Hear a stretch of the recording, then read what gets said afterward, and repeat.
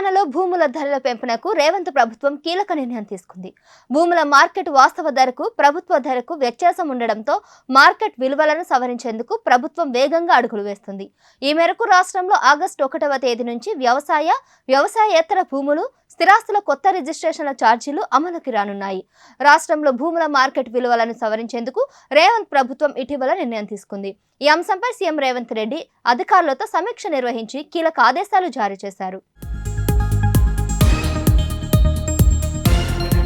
క్షేత్ర స్థాయిలో భూముల విలువను అంచనా వేసేందుకు స్టాంపులు, రిజిస్ట్రేషన్ల శాఖ కార్యాచరణ ప్రారంభించింది.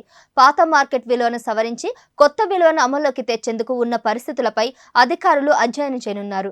ఈ నెల 18న అదనపు కలెక్టర్లు, ఆర్డీఓలతో ఈ శాఖ అధికారులు ప్రైమరీ మీటింగ్ నిర్వహించనున్నారు. దశల వారీగా పరిశీలన పూర్తి చేసి జూలై 1న కొత్త రిజిస్ట్రేషన్ ఛార్జీలను ఫైనల్ చేయనున్నారు. ఆ తర్వాత పలు దశల్లో పరిశీలన పూర్తి చేసి తుది మార్కెట్ విలువలను ఖరారు చేయనున్నారు.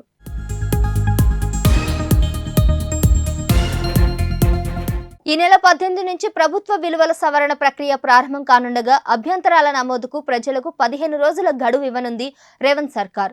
సవరించిన ధరల ఆగస్టు నుంచి అమల్లోకి తీసుకురానుంది.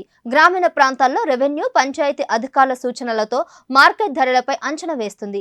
పట్టణ ప్రాంతాల్లో మున్సిపాలిటీలు, కార్పొరేషన్లు స్థానిక ప్రాంతాలను ఆధారంగా చేసుకుని విలువ నిర్ధారణ చేయనుంది.